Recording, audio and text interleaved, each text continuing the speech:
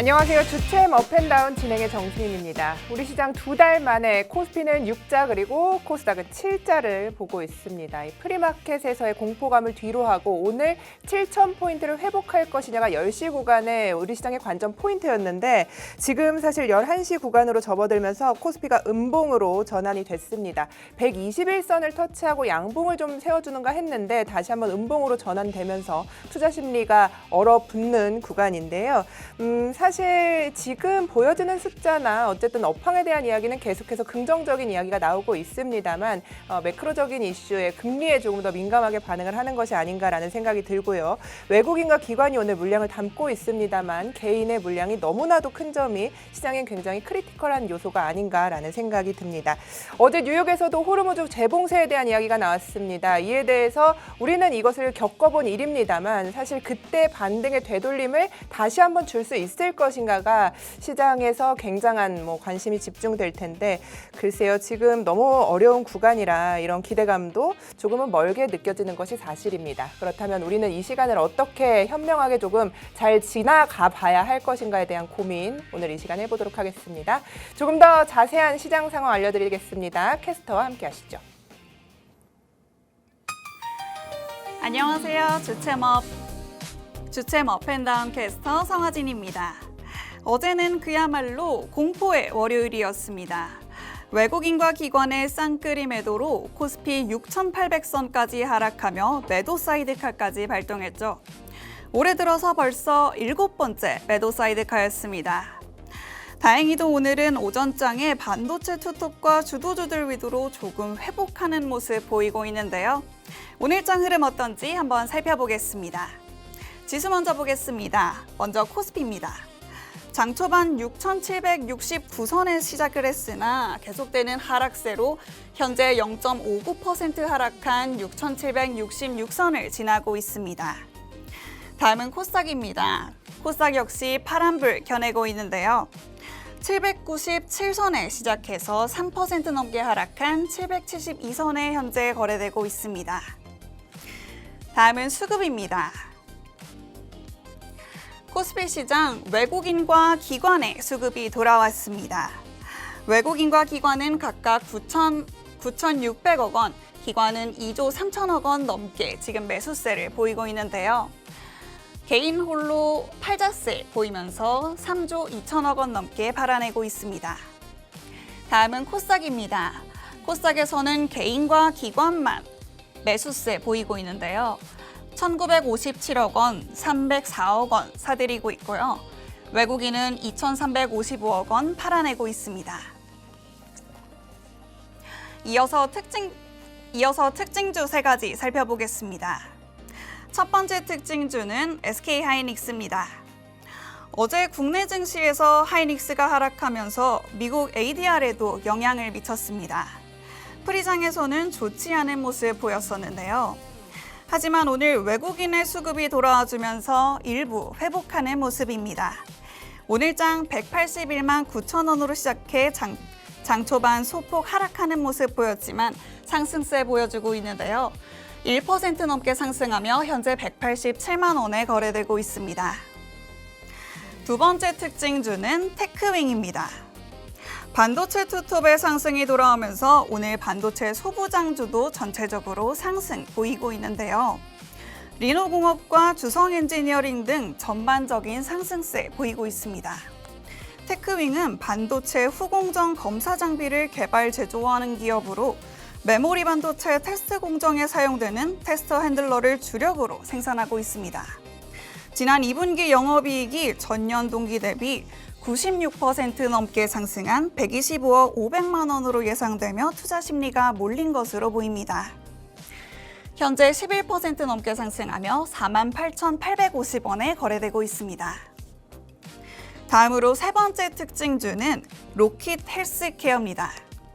세계 최초로 신장재생 인체 임상수술에 도입한다는 소식에 장 초반 급등하는 모습 보여줬는데요.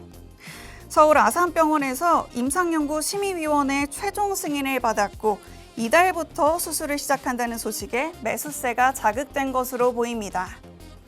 현재 18% 넘게 급등하며 43,500원에 거래되고 있습니다.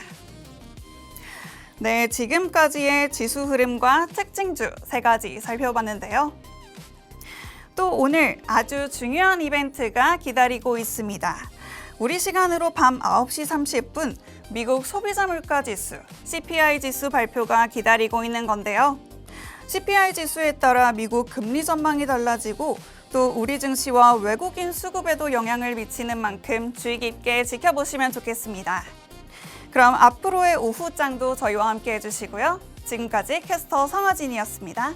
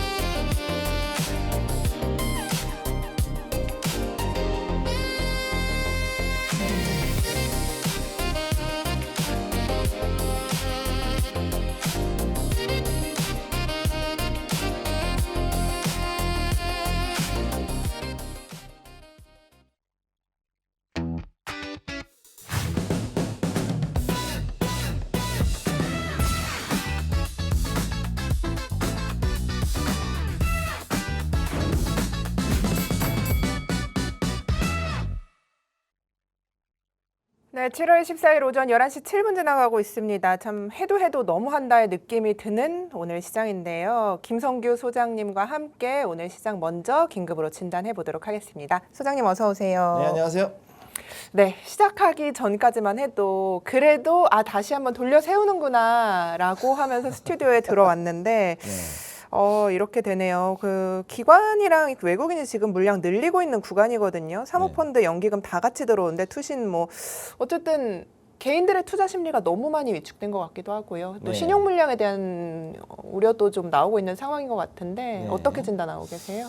지금 일단은 수급부터 먼저 보고 이야기를 해야 될 것 같습니다. 잠깐 수급을 보시면은 여기에 코스피 보면은 지금 전체 통합으로 봤을 때지만은 여기 거래소 기준으로 봤을 때 보면은 2조 2천억 원 이상을 현재 매도하고 있는 이런 모습이 나오고 있고요. 그 다음에 지금 보시면은 여기에서 외국인이 4,195억 원, 기관이 1조 8천억 원 이상을 지금 현재 매도하고 있는 이런 모습이 나오고 있습니다. 자, 그래서 많은 사람들이 생각할 때 코스피는 이렇게 되고 코스닥은 개인과 기관이 지금 매수하고 외국인이 매도를 하고 있는 모습이 나오고 있죠. 자, 그러면 여기서 주식 차트를 한번 보면은 분명히 그러면 쌍끌이로 해서 외국인과 기관이 매수를 하고 있는데도 불구하고 주가가 빠지고 있는 이런 기현상. 자, 이게 가장 큰 문제인 거죠. 자, 우리가 알고 있는 범위에서 보자면은 일반적으로 봤을 때 외국인과 기관이 쌍끌이를 한다 그러면은 일반적으로 올라가는, 그죠? 이렇게 올라가는 게 우리가 생각할 때는 가야 되는 거라고 보는데 전혀 아니라는 게 지금 가장 큰 문제가 되겠습니다. 자, 그러면 이렇게 해서 들어가는 이유는 무엇이냐? 지금부터 해가지고서 외국인과 기관이 또다시 저점에서 바닥을 잡고 들어가기 시작했다. 여기를 지금 현재 6,700포인트, 여기서 약간 더 밑으로 해서 6,500포인트 정도를 대략 이 정도를 저지선으로 보고 있다라고 보시면 되는 거죠. 자, 여기서 잠깐만요. 여기서 6,500 정도를 대략 그 저지선으로 보고 있다. 이렇게 보시면 되는 겁니다. 그렇기 때문에 현재 자리에서 봤을 때 코스피 그래도 나쁘지는 않은 모습이다. 생각보다 떨어지고 있지만은 지금 현재 자리에서는 그래도 버텨주고 있기 때문에 오후장까지 갔을 때 과연 여기서 다시 양전할 수 있을지 이걸 지켜봐야 되고요. 그 다음에 코스닥을 보면은 코스닥은 200, 그 다음에 코스닥을 지금 보시게 되면은 또 잠시만요. 네, 코스닥을 보시게 되면은 여기서 200 이제 봅니다. 코스닥도 지금 현재 보면 바닥을 잡아가는 모습 보여주고 있죠. 이 자리. 자, 여기서 여기 대략 770 이 정도 자리에서 거의 잡아가지고 돌아갈 수 있는 자리에 가고 있는데 현재 봤을 때는 파동상으로는 거의 완전히 다 빠져서 바닥이 잡힌 것처럼 보일 수는 있습니다. 그런데 한 번 더 여기서는 과매도 구간이 나올 확률이 있기 때문에 이 자리는 조금 주의해야 할 자리다. 즉 여기에서 이 자리는 과매도가 한 번 더 나올 수 있기 때문에 대략 한 700선 근처까지는 한 번 더 밀릴 수 있다는 점, 요거는 좀 기억을 해두시고요. 단 여기에서 여러분들은 물량을 놓치시면 안 된다는 거 여기까지는 말씀을 드리겠습니다. 좀 아쉬운 이야기예요. 코스닥 700포인트까지 하방 열자 하시면은 사실 이게 코스피 올라갈 때 코스닥 한 것도 없는데 지금 사실 그러면은 물량을 갖고 있는 걸 투매에 동참하지는 말자, 코스닥에 있는 종목들 그런 그렇죠. 말씀이신 거죠? 왜냐하면은 네. 그 코스닥의 특징이 뭐냐면은 빠른 움직임이거든요. 거래량과 그 다음에 전체적인 그 회전율로 봤을 때는 굉장히 빠른 움직임을 자랑하는 것이 코스닥이기 때문에 이 자리에서 갑작스럽게 2, 3%씩 올라가는 것들 정말로 별로 어려운 일이 아니라는 겁니다.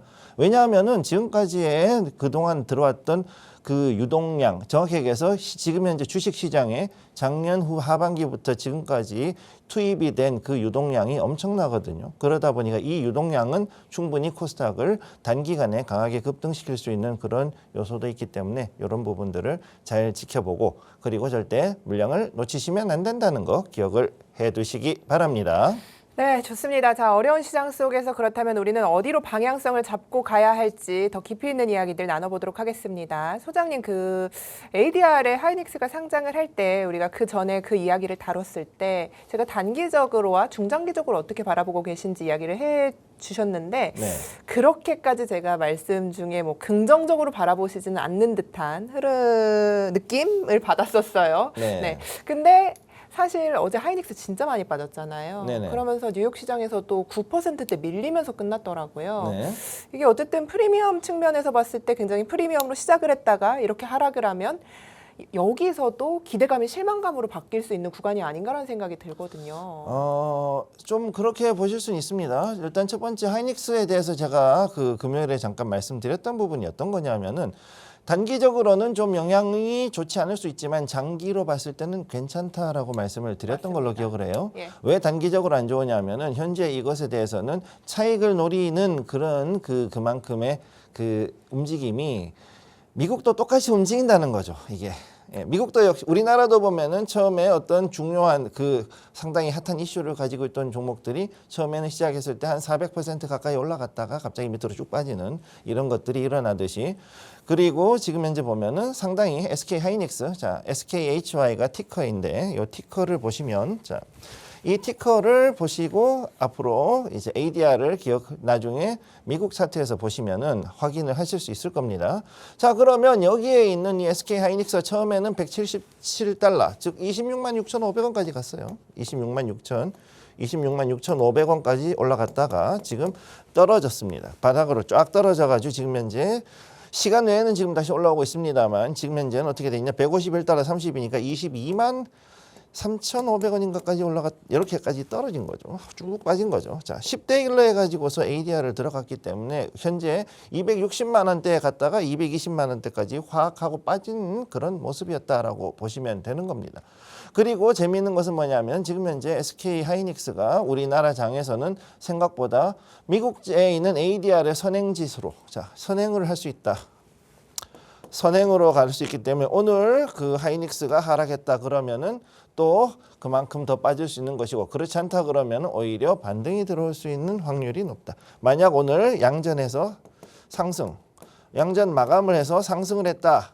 국내장에서 한다 그러면 국장에서 이렇게 된다. 그러면은 ADR도 여기서 반등이 들어올 확률이 높다. 이렇게 저는 말씀을 드리고 싶습니다.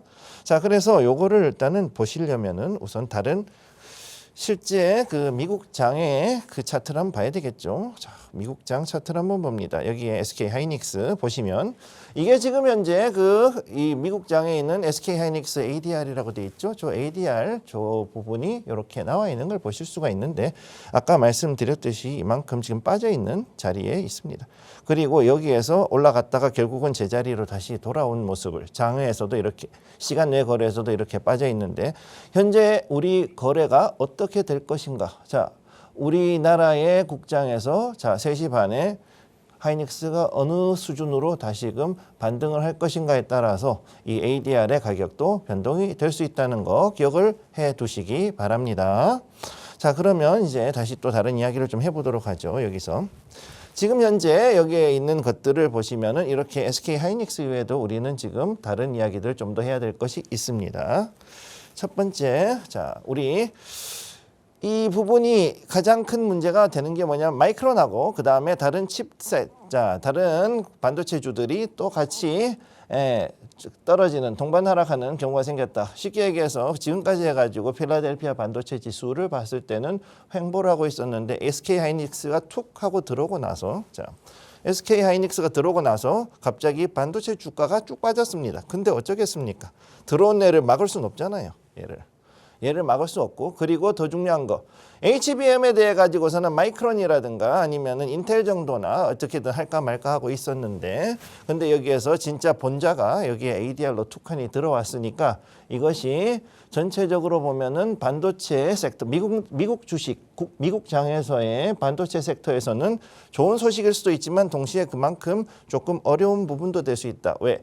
여기에서 하이닉스로 돈이 들어가는 것이 물론 그만큼 TSMC하고 비교하시는 분들이 있어요. 종종 TSMC하고 같은 거니까는 파운드리고 여기는 또 파운드리이고 그렇게 돼 있고, 그렇지만 또 동시에 종합기업이니까 여기가 조금 더 우세하지 않겠냐 이렇게 보시는 분들이 있는데, 이 마이크론하고 그 다른 미국 기업들하고 봤을 때, 즉 미국인의 정서라는 것이 존재를 하거든요. 자, 미국인지 미국 정서, 자, 양키 정서라 그러는데 좀 그렇긴 하지만, 네. 자, 미국 정서라는 걸로 봤을 때 ADR이 되어 있는 종목에다가 그냥 돈 벌면 되니까 투자하면 되지 않겠냐라고 생각하는 사람도 있지만 은근히 보수적인 투자자들이 많기 때문에 그게 또 되지 않는 경우들도 있다. 즉 여기서 봤을 때 반도체주에서 섹터에서는 SK 하이닉스가 ADR로 들어온 것은 어떻게 보면은 미국 반도체 섹터에서는 약간의 악재로 작용될 수 있다. 왜? 다른 종목으로 가야 될 자금들이 이쪽으로 쏠리면서 다른 종목의 주가는 오히려 빠질 수가 있기 때문에 그런 일이 생긴다. 이렇게 말씀드리는 거죠. 자, 다음으로 보겠습니다. 두 번째, 런스데일. 자, 우리 잘 모르시는 분이 있어요. 이분, 런스데일. 이분이 누구냐면은 팔란티어. 자, 팔란티어, PLTR이에요. 자, 우리 티커로는 PLTR, 팔란티어의 공동 창업자인 런스데일이 뭐라 그랬냐? 야, 우리 이거 지금 보니까 중국 업체들이 너무 우리 AI 관련돼서 지적재산권, 즉 IP라 그러죠. IP를 너무 베끼는 것 같아. 왜? 이게 미국이 특허청이 웃기는 것이 특허를 하면 어떤 것에 대해서 이것을 어떤 식으로 한다라고 다 이제 세세하게 공개를 합니다. 네, 우리나라도 역시 키프리스라 그래서 자. 우리나라도 키프리스라고 해서 요 그 특허청이 있죠. 특허청 사이트에서 보면은 이게 어떤 것으로 해가지고서 이렇게 특허를 받았다라는 것을 얘기를 하는데, 가장 큰 문제는 뭐냐? 특허는 17년 딱 보장해 줍니다. 17년. 예, 저거 좀 지울게요. 잠시만요. 여기 자, 특허청에서 특허권을 17년, 독점권은 17년, 그 뒤에는 무조건 공개. 이게 원칙이다 보니 어떻게 되느냐? 공개 일단 해놓고 나면은 내용들이 다 드러나게 되고, 그러고 나면은 이걸 후발주자들이 보고 따라가는 거죠. 그러다 보니까 뭐라 그랬냐? 야, 그냥 이거는 우리 이런 그 중국 애들이 베끼는 거를 도저히 우리는 참을 수가 없다. 그러니 차라리 특허권 하지 말고, 자, 특허권 같은 거는 이제 더 이상 우리가 신청해서 하지 말고 그냥 코카콜라 마냥, 예, 우리가 레시피를 금고에다가 넣고서는 잠가버리자. 자, 이런 식으로 제안을 했을 정도로 지금 현재 그만큼 중국의 AI가 무섭게 치고 올라온다. 자, 근데 뭘 하고 있냐? 수단 방법을 안 거리고 치고 올라오고 있다. 이런 내용에 대한 기사가 나오고 있는 거죠. 자, 다음으로 봅니다. 자, 그런 가운데 가장 큰 문제는 뭐냐? 결국은 전력이거든요. AI가 몰고 온 가장 큰 재앙이 뭐냐면은 결국은 데이터 센터, 그리고 거기에 따라서 쓰는 어마무시한 전력의 수요입니다. 전력 수요가 늘어났죠. 그러다 보니 어떻게 됐느냐? 자, 사실상 발생 불가능한 수준의 폭염이 전 세계를 돌고 있다. 그래서 앞으로 전기를 지배해야만 다음 시대에 주도권을 줄 수 있다. 이것에 대해서 우리가 이야기를 할 수밖에 없는 거죠. 지금 이 기사 보면은 여기가 파리인데요, 프랑스인데 프랑스에서 더우니까 여기서 똥물인데 그 세느강에 떨어진다는 이렇게 해가지고 매달려서 다이빙하려고 이러고 있는 거죠. 참 이렇게 정말 힘들어지는 상황을 볼 수가 있는 건데 그 다음 또 한번 보겠습니다. 자, 우리나라는 그럼 어떻게 되느냐? 우리나라 얘기를 좀 보면은요. 잠시만요. 자, 우리나라는 자 여기에 3대 메가 프로젝트의 12차 전기본이 다시 짠다. 자, 전기본은 뭐냐면 전력기본계획입니다. 자, 전력기본계획을 전기본이라고 합니다. 전력기본계획. 그거를 전기본이라고 하는데 이번에 현재 정부에서 3대 메가 프로젝트에다가 추가 원전 가능성이 있다. 추가 원전 실제로는 한 6기 정도 더 들어간다고 했어야 했는데 문재인 정부 때 이거를 이제 신재생으로 해서 친환경으로 한다 그랬다가 다시금 지금 할까 말까 이렇게 생각을 하고 있는 그런 부분이 있죠. 자, 그래서 전기를 지급해야 다음 시대의 주도권을 쥘 수 있다라는 이 화두는 지금 우리나라만 하는 것이 아니라 전 세계가 같이 고민하는 그런 화두로 됐다는 거 보시면 되겠습니다. 네, 그럼 지난번에는 우리 방송에서 신재생 에너지에 관한 투자 아이디어를 주셨어요. 그때 뭐 어쨌든 약간은 새로운 시각이기도 했고 시장에서 약간 잊혀졌던 쪽이기도 한데 그 이후에 말씀해주신 종목 몇 개가 시세가 괜찮았던 것 같거든요. 풍력이나 이쪽으로. 그런데 오늘 원전 이야기를 해주신다는 것은 같은 맥락에서 그것들을 바라보시는 거죠? 어느 정도는 그걸 같이 바라보고 있는 것이 지금 현재 우리가 지금까지는 어떤 걸로 살아왔냐면은 석유의 시대였다고 보시면 되는 거죠. 자, 석유를 통해 가지고 수많은 유화 제품, 그다음에 에너지, 그다음에 기타 우리의 생활이 이 석유를 통해서 갔다고 한다면은 지금은 어떻게 돼 있냐면은 그게 아니라 다른 이슈. 정확히 얘기하면은 우리는 지금 현재 가장 큰 이슈는 뭐냐면은 우리는 이 전기가 서서히 이 에너지 부문에서의 석유의 지분을 서서히 가지고 가는 그런 시대로 과도기로 들어갔다. 이렇게 보셔야 되는 겁니다.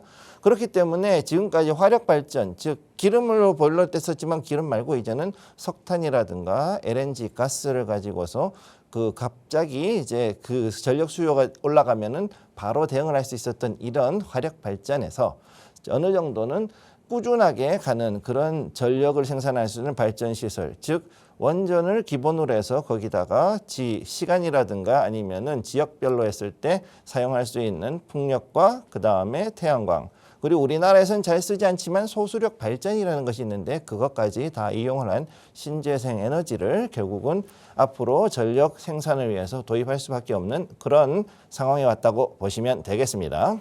네, 좋습니다. 자, 원전에 대한 이야기를 좀 해주셔서요. 그렇다면 우리가 원전에 대한 것이 사실 시장에서 좀 잊혀진 지가 오래예요. 그렇죠. 네, 반도체로 워낙 매기가 쏠려 있고 그 다른 종목들이 아무리 어떤 호재가 나온다 한들 시장에서 소외가 돼 있는 종목들도 많고 우리가 어떤 부분에 좀 주목을 하면서 원전에 투자를 해야 할지도 궁금한데요. 네. 자, 그러면 일단 원전 얘기를 조금 더 해봐야 이거를 쉽게 알 수 있을 것 같은데 다음으로 넘어가면서 이야기를 해보도록 하죠. 자, 일단 원전에 대한 얘기를 다시 하면은 국내세 전력 생산의 3대 축으로 지금 자리 잡고 있다 이렇게 보시면 되겠습니다. 자, 3대 축이라 그러면 뭐냐면 첫째 화력. 자, 이게 보통은 지금까지는 석탄이었는데 석탄에서 지금은 가스로 LNG로 넘어가고 있어요. 자, 요게 첫 번째.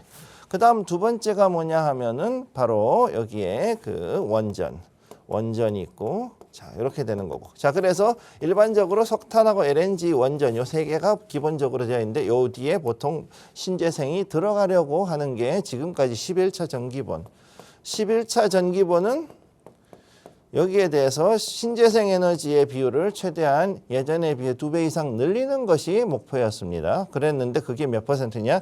신재생은 5% 미만, 5%까지. 이게 지금까지의 현 주소였다는 얘기죠. 자, 그러면 이거를 조금 더 늘리고 여기에 대한 송전망을 늘린다. 즉 스마트 그리드라 불리우는 그 신재생 에너지 전용의 그 송전망이 다시금 만들어져야 될 필요가 있다. 이것을 봐야 되는 겁니다.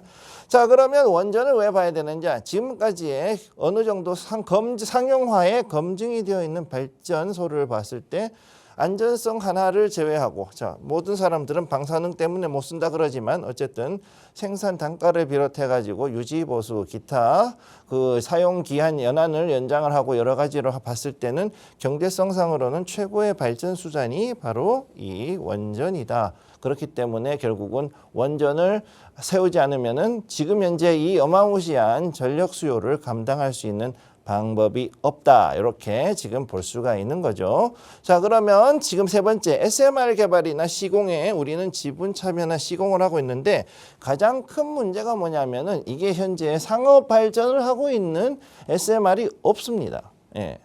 많은 사람들이 얘기하는데 SMR이 앞으로 세상을 바꾼다, 뭐 좋은 것이 있다, 여러 가지가 있다고 얘기는 하는데 문제는 뭐냐면은 이게 정말로 실증 모델이 없습니다. 심지어는 마이크로소프트의 테라파워조차도 그걸 안 하고 있죠. 어떻게든 좀 시간 지나 조금 더 주고 그래서 개발 더 해서 한번 개발해서 그 다음에 거기에 설치해보고 그리고 시스템을 한번 움직여 보겠다라는 것이 그게 지금 현재 그 마이크로소프트의 테라파워라든가 이런 쪽의 움직임이기 때문에 여러 가지 보면은 어쨌든 중요한 거 원전 소부장이 거기에 참여했기 때문에 앞으로 충분히 움직일 수 있는 그런 섹터이고 테마인 것은 맞지만 아직까지는 실증 모델이 필요하다. 요거는 말씀을 드릴 거고요. 그다음에 AI와 데이터 센터가 지금 현재 확장이 되고 있다. 결국은 이게 뭐냐면 지금 현재의 전기 먹는 세상의 주범이거든요. 자, 그러면 여기에 대해서 결국은 아까 이 12차 전기본에서도 검토할 정도면은 신규 원전에 대해서는 결국은 기대감을 가지고 있다. 이렇게 말씀을 드릴 수가 있겠습니다. 자, 다음으로 보도록 하죠. 자, 2031년까지 우리가 방패장 건설해야 되는데 지금 아직까지도 방패장, 자, 고준위 방패장이에요. 정확히 얘기해서 고준위 방패장을 만들어야 되는데 이거를 안 만들면은 우리가 그 폐연료봉을 보관할 수 있는 방법이 없어요. 그러면은 다른 나라는 어떻게 하고 있냐? 다른 나라도 뭐 비슷합니다. 어떻게 하느냐? 이미 그 더 이상은 상업 운전을 하지 않는 그 원자로 안에다가 차곡차곡 쌓아놓고서는 그러고서는 그냥 보관하고 밖으로 빠져나가지 않게 그렇게 하고 있는 게 현실이죠. 자, 그리고 다음으로 보면은 이 돌고 돌아서 결국은 어디로? 원전으로 지금 돌아왔거든요. 네. 돌고 돌아 원전이다. 결국은 뭐냐면은 아무튼 우리가 지금 아무리 무슨 용을 쓰든 간에 현재 상황에서는 이 난국을 타개할 것은 결국은 원전일 수밖에 없다. 그러면 거기에 맞춰서 우라늄 관련주라든가 이런 것들이 앞으로 외국에서는 또 뜰 수밖에 없다. 이렇게 봐야 되는 거고요. 그리고 더 문제는 뭐냐? 이게 만들어 놓고서는 오만 가지 설왕설래가 있다 보니 짓는 사람들이 별로 없어요. 그래서 시공 경험이 있는 회사가 드물다. 그것도 웃기는 게 뭐냐면 글로벌리 해가지고 경험 있는 거는 대한민국 업체밖에 없어요. 상업적으로 상업성이 있는 건설업체는 대한민국에만 있습니다. 다른 데는 없습니다. 일본 엄청 비쌉니다. 미국 까먹었습니다. 아니 농담이 아니라 웨스팅하우스에서 원천 기술은 가지고 있는데 이거 만드는 기술을 가지고 있는 업체들 별로 없고요. 걔네들도 이거 옛날에 해서 어떻게 했는지 몰라요라는 업체부터 시작해가지고 그때 있던 그 기술자들이 전부 80, 90대인 할아버지가 돼가지고 다 은퇴를 하셨죠. 그런 상황이다 보니 이게 쉽지가 않다.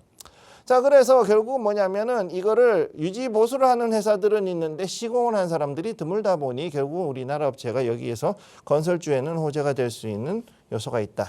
자, 그래서 제일 중요한 거 이슈는 뭐냐? 원전은 수주가 문제가 아닙니다. 수주는 아무나 할 수 있어요. 누가 해도 상관이 없어요. 근데 문제는 뭐냐? 이거 짓는 건 결국은 우리한테 온다는 거죠. 시공이라는 건데 시공을 하려고 그러니 우리한테 와가지고서 지어야 되죠. 그러니 이거에 대해서 이제 무엇을 하느냐?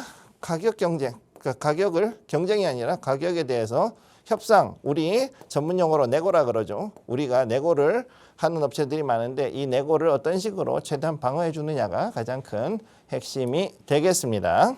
네, 좋습니다. 원전에 대한 이야기 이렇게 풀어주고 계신데요. 사실 우리가 원전이라고 하면 대장주를 떠올리면 뭐 두산 에너빌리티 뭐 이런 종목이거든요. 그래서 네. 제가 말씀 주실 때 이제 주가의 흐름을 봤는데 고점 대비해서 뭐 반토막에 가까운 시세 지금 네. 보여주고 있어요. 그래서 여기서 기회를 좀 찾아봐야 할지 아니면 이전처럼 근데 원전이 갔을 때도 생각해 보면 그 당시에 대형주가 가고 그 다음에 소형 뭐 SMR 이렇게 막 따라갔었는데 대형주가 이렇게 추세선을 무너뜨린 상황에서 우리는 그렇다면 이 원전에 집중한다면 시장에 관심이 있는 쪽으로 좀 봐야 하잖아요. 네. 어떤 종목들을 좀 주목하세요? 저는 그래도 역시 건설 관련주, 특히 이제 이 원전에 대해 가지고 확실하게 정확한 시공 경험이 있는 회사들을 가장 먼저 봐야 된다고 봅니다. 그렇기 때문에 일단 두산 에너빌리티를 왜 보느냐? 원전에 대해서 이 두산 에너빌리티는 일단은 원자로를 비롯해서 거기에는 핵심 시설을 만드는데 주력을 했기 때문에 그래서 그걸 보는 거죠. 한번 두산 에너빌리티 현재 차트를 보시게 되면은 떨어지고 있는 자리다. 그래서 한참 하염없이 떨어지고 있는 자리인데 자, 이게 여기에서 과연 더 떨어지겠느냐? 떨어질 수는 있습니다. 현재 봤을 때는 지금 한 58,000원까지는 한 번 더 떨어질 자리를 보고 있다 이렇게 보시면 되겠고요. 그런데 제가 일단 보는 관점에서는 이 종목이 예전에 거의 뭐 9,000원, 뭐 10,000원 이 정도 돼가지고선 이게 상장 폐지가 되느니 마느니 했다가 지금 다시금 이전 고점까지 올라갔다가 빠진 거거든요. 그러니 이 자리에서 왔을 때 결국은 이제는 문제는 뭐냐? 예전에는 어떤 시간이 지나고 추세가 있고 테마가 있었기 때문에 올라갔다 그러면 지금은 더 이상은 미룰 수가 없는 이런 그 엄청난 재난 같은 전력의 수요가 대기를 하고 있기 때문에 이것을 빨리 해결하기 위해서라도 결국은 원전의 대장주들은 갈 수밖에 없는 상황에 직면했다는 거. 이걸 일단 기억을 해두시고. 자, 그러면 여기에서 우리가 궁금한 건 딱 하나입니다. 도대체 시공 잘하는 회사 아니면은 시공에 대해 경험이 많은 회사가 누구냐. 이게 가장 중요한 거죠. 딱 두 개예요. 첫째, 현대건설. 그 다음에 대림산업인데 지금은 DLENC라고 이름 바꿨죠. 네, 그 두 개. 자, 그럼 현대부터 한번 봅니다. 현대건설. 현대건설 한번 보시면은 모양이 똑같죠. 아까 두산 에너빌리티하고 모양이 똑같아요. 네. 무슨 얘기냐? 지금 현재 원전 관련되어 있는 대장주는 모양이 되게 비슷할 겁니다. 왜? 좀 이따가 보시는 대림건설 역시 DLENC도 역시 똑같은 모습 나올 겁니다. 자, 여기 보시면 이 자리에서 지금 아무튼 바닥을 잡을까 말까 그러고 있는데 역시 이 정도. 네. 대략 한 8만 원 정도에서 한 번 더까지는 한 번 더 빠질 자리가 있다. 이렇게 지금 보고 있기 때문에 이 자리는 여러분들이 보셨을 때 반등이 들어올 수도 있기도 하고 그 다음에 빠질 수도 있는 자리에 저는 여기서 약간의 과매도가 더 나올 확률이 있다고 보고 있으므로 좀 더 지켜보시고 그래도 여러분이 꾸준히 관심을 가지고 여기에서 반등 들어오는 자리를 잘 캐치하시는 게 좋다. 이렇게 말씀드리겠고요. 그 다음에 또 다른 DLENC 여기도 특히 이제 여러분이 중요하게 봐야 되는 게 있습니다. 뭐냐? DLENC는 원전도 잘하지만은 이란하고 관계가 제일 좋은 회사예요. 이란하고 관계가 제일 좋은 회사이기 때문에 지금 미국과 이란과의 전쟁 때문에 좀 더 빠질 수가 있고 과매도가 다른 종목보다 좀 더 많이 나올 수 있다. 이렇게 말씀을 드릴 수가 있습니다. 그래서 얘가 보면은 이 자리가 상당히 재밌는 게 다른 그 원전 관련 종목들은 빠졌었는데 이때가 언제냐면은요. 6월달 언제냐? 재밌죠? 갑자기 튀어올랐죠? 네. 왜 튀어올랐을까요? 자, 이게 궁금하죠? 왜 튀어올랐을까요? 알 것 같긴 한데요. 예. 네, 중동이랑 리스크가 좀 심화되면서 그러지 않았을까 싶기도 하고요. 그때 당시에 이제 어느 정도 완화가 되고 이제 좀 풀리고 하니까 그러면 이제 재건하는데 대림산업이 그러니까요. 들어가서 엄청나게 재건을 하겠구나라는 기대감이 있었기 때문에 대림산업이 이만큼 DLENC가 그만큼 튀어오른 거예요. 그랬는데 다시 트럼프가 난리치면서 빠진 거죠. 네. 예, 그런 거기 때문에 여러분 DLENC는 상당히 유동성이 있기 때문에 이걸 조금 지켜보실 필요가 있지만 아무튼 아까 말씀드렸던 그 두 종목 나쁘지 않다 이렇게 말씀드리겠습니다. 네, 우리 원전 이야기하면서 원전 대장주보다 지금 현재 시점에서 먼저 긍정적으로 바라보는 쪽은 건설이다. 그 중에서도 현대건설과 중동 관계에서 조금 더 변동폭을 보일 수 있는 것은 DLENC다라는 부분까지 전문가님의 의견, 소장님의 의견 들어봤습니다.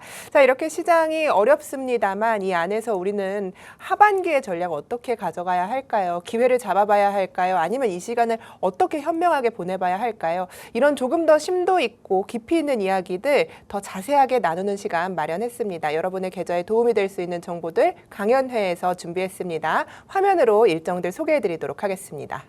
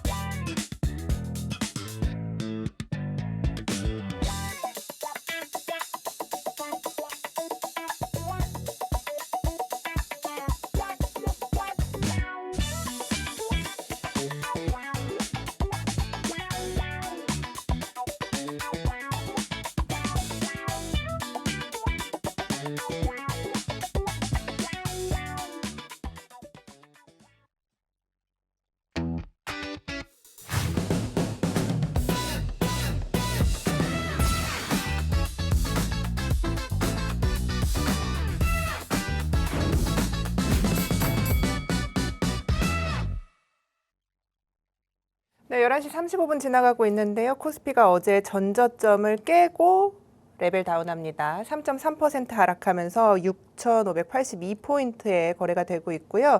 삼성전자, SK 하이닉스도 큰 폭으로 떨어집니다. 삼성전자가 지금 보합권이고 SK 하이닉스가 거의 한 5% 넘게 빠지면서 시장의 심리를 다시 한번 얼어붙이고 있습니다.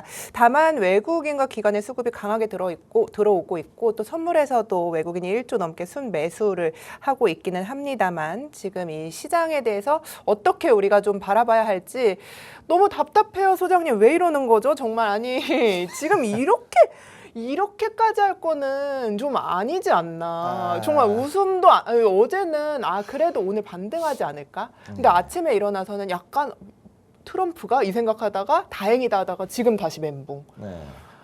그러니까 지금 현재 이게 가장 큰 문제가 뭐냐면은요. 우리가 알 수 없는 그 시장이라고 말씀드렸고 금요일에도 이미 말씀을 드렸지만은 지금 현재 시장은 굉장히 복합적이고 우리는 태풍 안에 들어와 있습니다. 그렇기 때문에 쉽지 않은 자리다. 이걸 말씀을 드릴 거고.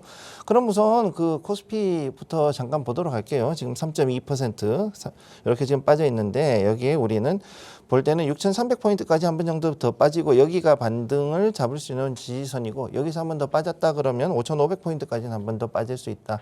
이렇게 말씀드리겠습니다.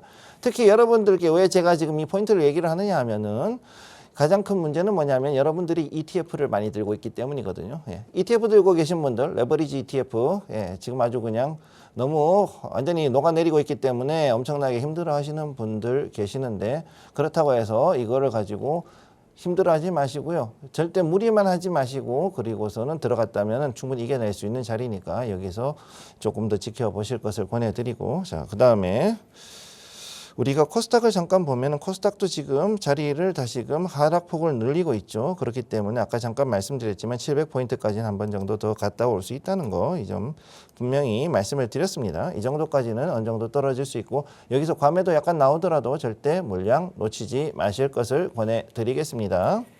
네, 원래 뭐 사는 게 기대한 것보다는 안 되고 걱정하는 것보다는 잘 된다고 하는데 오늘 걱정이 앞섰습니다만 그래도 이 걱정보다 더 내려가고 있는 구간입니다. 코스피의 5,500포인트까지 좀 열어보자 이야기를 해주셨는데 우리가 그렇다면 아까 레버리지 이야기도 좀 해주셨고 어쨌든 투자 심리가 이렇게 된 상황에 물량을 놓치지 않으려면 단가를 낮추고 기다려야 되거든요. 네. 그런데 이 단가를 낮추는 기준이나 어떤 전략이나 이런 것들도 좀 중요할 것 같아요. 물론 현금이 있으셔야만 이것도 유효하긴 합니다만 네. 좀 우리가 어떤 생각으로 이 어려운 장을 기겨내야 될까요? 제일 큰 문제는 이제 우리가 여기에 대해서 분할 투자, 그다음 리스크 관리라는 것을 이제는 우리가 개인 투자자들이 도입을 해야만 하는 그런 자리에 왔다는 거죠. 자, 그러면 여기에 대해서 투자 전략에 대한 이야기를 잠깐 하자면은 가장 여러분들이 많이 묻는 거 물타기. 자, 평균 단가 낮추기죠, 일명. 예. 자, 우리는 뭐라 그러냐? 평단 낮추기라 그러 이게 정식 용어고요. 우리는 보통 일반적으로 뭐라 그러냐? 물타기 그럽니다. 물. 예. 물 타면은 물배만 찹니다. 그냥. 예. 그리고 가장 큰 문제가 뭐냐? 선무당이 사람 잡는다. 자, 이거 이상한 전문가들이 여기가 정말로 그 물을 타야 되는 자리인지 이거에 대해서 이렇게 해서 봤을 때 뭐 지지와 저항만 보고서 자, 뭐 지지와 저항만 보고서 아니면은 뭐 거기에 대해서 이제 뭐 여기에 매물대 뭐 이런 것만 보고서 지금 이걸 가지고서는 이제 여기가 이제 어느 정도 돌아올 자리니까 이 자리에 맞춰 가지고서 우리가 물을 타면은 이제 어느 정도 손실을 줄일 수 있다라고 얘기하는데 제일 큰 문제는 뭐냐? 가장 큰 문제는 매도가 안 된다. 매도가 안 돼요. 자, 올라왔으면 올라온 대로 매도가 안 되고 내려가면 내려가는 대로 매도가 안 됩니다. 정말입니다. 네. 샀는데 지하실이 보이는 그런 더 내려가는 그런 자리에 왔을 때 투자자들이 멘붕이 오고 올라갔는데 여기서 더 올라가지 않을까라고 생각하다가 다시금 음전하면서 거기서 손실이 나오기 때문에 매도를 못하고 손실을 질질질질 끌고 가는 게 결국은 물타기의 함정이라는 거죠. 제일 중요한 거는 뭐냐? 결국은 내가 매도를 얼마나 잘하느냐. 매도. 최대한 수익을 그래도 안정적으로 잘 보고 매도하느냐. 첫째는 그것이고 두 번째는 뭐냐면은 내가 손실을 최대한 줄이면서 그러면서 우리가 이 매도를 잘할 수 있는가. 그게 바로 중요한 거죠. 자, 그래서 우리는 일반적으로 얘기했을 때 손절이라든가 뭐 익절이라든가 이런 얘기를 하지만 결국은 뭐냐면은 이 모든 것은 매매에서의 하나의 행위에 들어간다. 그래서 추가 매수라고 했을 때, 자, 이 추가 매수를 하기 위해서는 어떻게 되느냐? 자, 바닥을 확인을 하고 가야 된다는 건 맞죠? 자, 추가 매수를 하기 위해서는 우리는 바닥을 확인하고 진행을 해야 되는데 아까 얘기했지만 이거를 우리는 일반적으로 봤을 때 지지와 저항, 그 다음에 매물대만 보고서 그걸 보고서 그냥 여기서 해야지라고 생각하는 경우가 많다는 겁니다.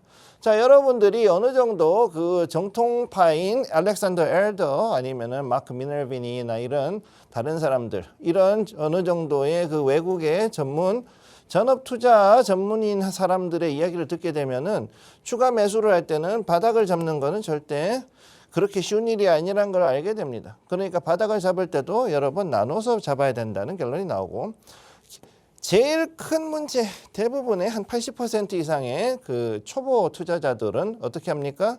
한 번에 집중 투자. 예. 우리 전문용어로 몰빵이라 그러죠. 예. 이 집중 투자를 하더라도 이거를 정말 바닥을 확인하고 그러고서 투자를 하면 괜찮은데 이게 자리가 어딘지도 모르고서 그냥 집중 투자를 하다 보면 추매도 안 되고 왜? 내가 들고 있는 자금, 여유 자금이 없기 때문에 그게 안 되는 거죠. 그런 것들이 있기 때문에 이거를 잘 봐야 된다. 자, 그래서 결국은 뭐냐? 투자 전략에 대해서 여러분들이 보자면은 매수와 매도는 분할로 하되 평균 단가 낮추기가 결국은 이제 추가 매수나 분할 매수의 관점으로 들어가게 된다. 자, 그래서 이렇게 또 역시 마찬가지. 매도도 역시 분할 매도를 통해 가지고 어느 정도 목표가를 내가 잡아놓고 거기에 갔으면은 그 자리에서 매도를 어느 정도 비율에 맞춰서 매도를 한다. 즉 3분할이냐 2분할이냐 4분할이냐 이거에 따라서 이거에 대해서 각 종목별로 여러분이 목표를 가지고서 가야만 한다. 그렇지 않을 경우에는 여러분이 이 투자에서 상당히 그 혼선이 생기고 결국은 실패하는 투자가 될 확률이 높다는 것을 미리 말씀을 드립니다. 자, 다음으로 SK이노베이션이 예전에 나왔던 차트를 보면은 자, 여기 보시면은 상당히 장기간 이렇게 해서 위아래로 해가지고서 가면서 자, 이 자리를 봤을 때 여러분이 든 생각은 그럴 겁니다. 이거 박스권 매매다. 박스권이기 때문에 우리는 여기서 충분히 뭔가를 할 수 있을 것이다 라고 생각을 하고서 자, 이제 박스권 중간 정도에 왔는데 대부분 사람들은 뭐라고 그러냐. 여기서 박스권 중간에서 한 번 정도 튀어오르지 않을까. 왜? 이 자리가 올라갔었고 이 자리에서도 올라갔으니까 여기가 지지가 되겠지라는 생각을 하고서 여기에서 지지받으면 한 번 더 올라갈 수 있지 않을까. 그리고 여기서 이렇게 됐으니까 되지 않을까. 뭐 이런 생각을 하는데 결론이 어떻게 됐냐. 이 밑에 보듯이 갭하락 해버리죠. 갭 하락을 해버리죠. 이렇게. 자, 여기서 갭이 이렇게 하락하고 나서 여기서 지금 또 다른 횡보가 형성이 됩니다. 이런 순간 무슨 일이 벌어집니까?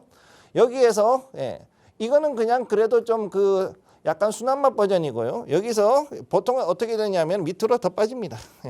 그것도 그냥 빠지면 더 좋은데 그냥 빠지는 게 아니라 어떤 식으로 빠지느냐 하면은요. 자, 어떤 식으로 빠지느냐?